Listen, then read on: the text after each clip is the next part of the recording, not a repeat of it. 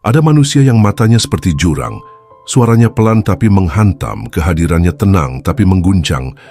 Mereka tidak suka panggung, tidak haus pengakuan, tidak butuh validasi. Tapi siapapun yang dekat akan merasa seolah sedang duduk di tepi samudera. Dalam, luas, dingin, dan tak bisa ditebak. Mereka bukan suci, tapi mereka paham arah. Bukan sempurna, tapi tahu jalan pulang. Inilah orang-orang yang spiritualitasnya tidak ditunjukkan lewat lencana, tapi lewat cara mereka memikul hidup. Elegan, tajam, tegas, tapi penuh ampunan. Mereka tidak berteriak tentang kebaikan, mereka menelannya bulat-bulat, lalu memuntahkannya lewat tindakan. Inilah 7 tanda manusia yang sangat spiritual dan berkelas. Bukan karena label, tapi karena frekuensi jiwa yang menghentak, seperti genderang perang. Pertama, dia tidak berisik tapi dunia gemetar ketika dia diam.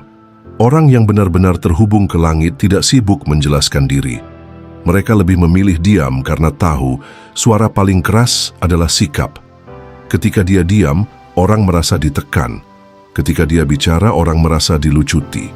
Tidak ada kebisingan, tidak ada pamer, hanya aura yang membuatmu merasa rendah diri tanpa sebab. Dia tidak sok rendah hati.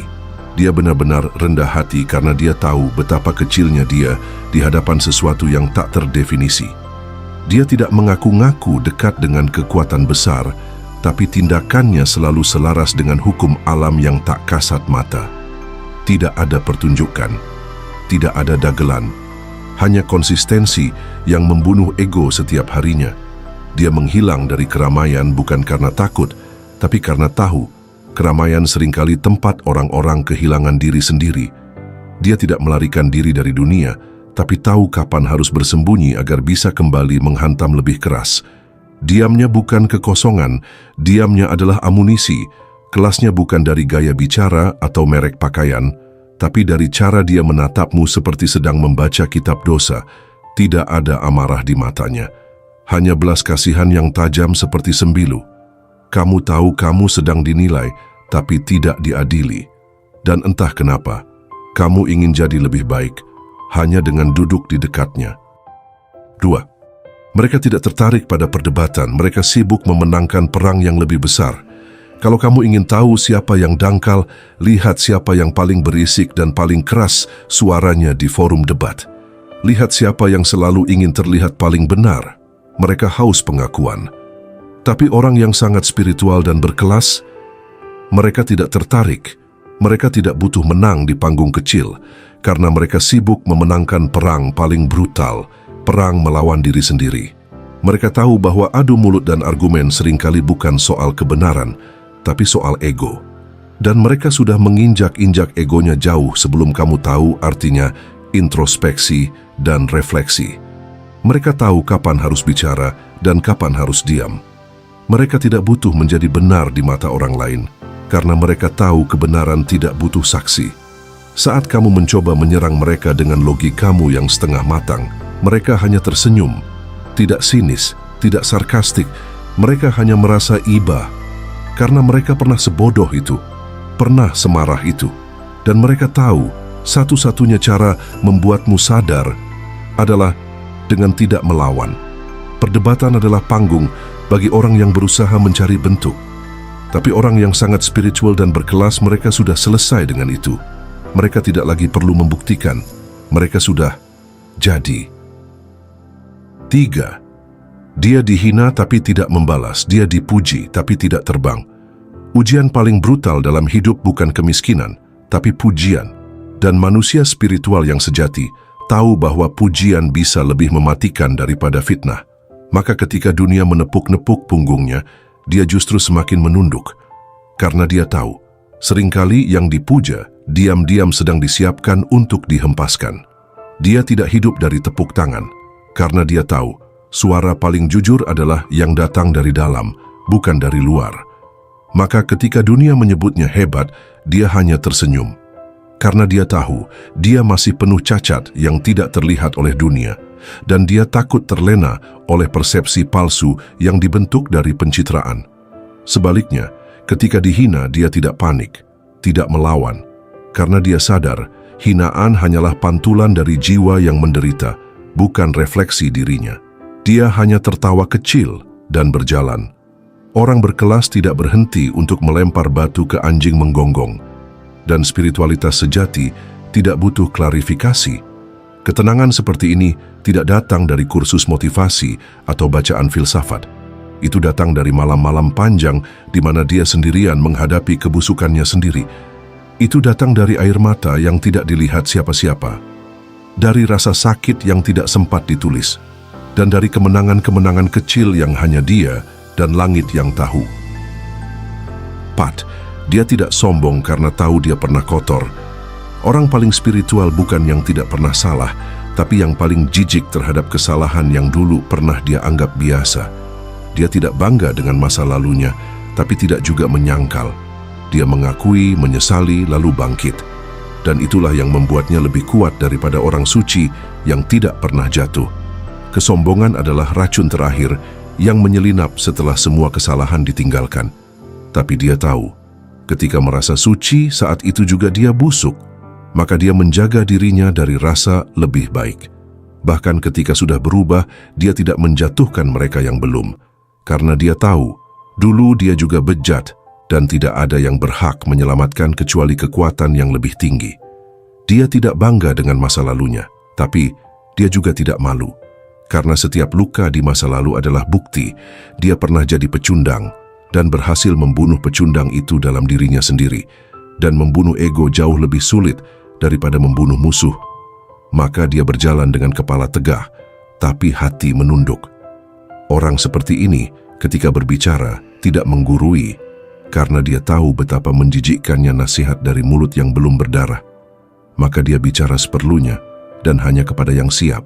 Karena spiritualitas bukan tontonan, itu adalah jalan sunyi yang hanya bisa dilalui oleh mereka yang benar-benar ingin berubah, bahkan jika harus kehilangan segalanya. 5. Mereka tidak sibuk membicarakan keburukan orang, mereka menguliti diri sendiri. Di saat orang sibuk menyebar aib, mereka menyayat dirinya sendiri. Mereka tidak mencari kesalahan orang lain, karena mereka tahu dirinya sendiri sudah cukup rusak. Mereka tidak duduk dalam lingkaran gosip karena mereka terlalu sibuk menjahit hatinya yang sobek-sobek. Orang seperti ini tidak banyak komentar karena tahu setiap kalimat adalah cermin. Dan sebelum kamu bicara tentang keburukan orang lain, pastikan kamu sudah sanggup melihat bayangan dirimu di mata mereka. Tapi kebanyakan orang tidak sanggup, maka mereka memilih membicarakan orang lain agar tidak harus melihat ke dalam. Orang yang sangat spiritual dan berkelas sudah selesai dengan itu. Mereka tidak butuh membandingkan. Mereka tidak merasa lebih baik. Justru karena itu mereka bisa terus tumbuh. Mereka tahu, kemajuan spiritual bukan soal naik mimbar, tapi soal masuk ke jurang-jurang diri sendiri dan menyalakan api di sana. Dan kamu tahu apa yang paling gila? Mereka tidak takut mempermalukan dirinya sendiri, karena mereka tahu, hanya orang yang berani melucuti diri sendiri di depan Tuhan, yang akan benar-benar berpakaian di depan dunia. 6. Dia sang penyembuh. Ada orang yang kehadirannya seperti obat, tapi dia bukan tabib. Tidak punya gelar, tidak punya klaim, tapi ketika kamu patah dan duduk di dekatnya, kamu merasa sedang direkatkan kembali. Bukan karena dia bicara banyak, tapi karena dia hadir sepenuh jiwa. Dan kehadiran sepenuh jiwa adalah hal paling langka di dunia yang penuh topeng ini. Dia bisa melihat air mata yang kamu sembunyikan lewat senyum. Dia bisa mencium kebusukan ego yang kamu lapisi dengan tutur kata manis. Tapi dia tidak menghakimi. Dia hanya diam, lalu memelukmu dengan frekuensi. Tanpa kata-kata, tanpa nasihat, hanya energi. Dan energi tidak pernah bohong. Orang ini tidak menjual empati. Dia tidak ingin jadi penyelamat. Tapi karena kedalaman jiwanya, dia seperti cermin yang membuatmu melihat dirimu yang paling retak. Dan di saat itu, anehnya, kamu tidak lari. Kamu justru ingin membongkar semua kebusukanmu. Karena dia membuatmu merasa aman dalam kehancuran. Dia berkelas karena dia tidak memanfaatkan kelemahan orang untuk merasa superior. Dia tahu luka adalah lencana kehormatan. dan hanya orang yang pernah hancur total yang bisa memahami bagaimana caranya menyentuh jiwa. 7. Mereka selalu dekat dengan kematian tapi tidak pernah takut hidup. Orang yang sangat spiritual dan berkelas itu selalu punya hubungan aneh dengan kematian. Mereka tidak menolak, tidak juga mengundang, tapi mereka sudah berdamai. Mereka tidur dengan kesadaran bahwa napas bisa saja berhenti. Dan justru karena itu, mereka hidup sepenuhnya. Tidak ada yang mereka tunda. Tidak ada kata nanti. Mereka tidak membuang waktu untuk kebencian, dendam, atau drama. Mereka tahu semua itu tidak akan berguna di liang lahat. Mereka mengisi setiap hari dengan hal yang berarti, bukan dengan hal yang ramai, tapi yang dalam. Karena mereka tahu, hidup ini bukan soal durasi, tapi soal isi. Dan karena mereka dekat dengan kematian, mereka tidak bisa ditakut-takuti. Kamu tidak bisa menundukkan orang yang sudah siap mati. Kamu tidak bisa menaklukkan orang yang sudah berserah total. Justru itu kekuatan mereka yang paling mengerikan. Mereka tidak bisa diperas, tidak bisa diancam, tidak bisa diintimidasi. Mereka tidak bisa dibeli karena mereka sudah menyerahkan semuanya pada Yang Maha Tak Terbatas. Tidak ada kemewahan yang lebih megah daripada ketenangan menghadapi kematian. Dia tidak takut kehilangan karena sudah melepas. Dia tidak takut ditinggalkan karena tidak bergantung. Dia tidak takut hancur karena sudah kenyang dihancurkan berkali-kali. Maka ketika akhir datang, dia menyambutnya seperti sahabat lama.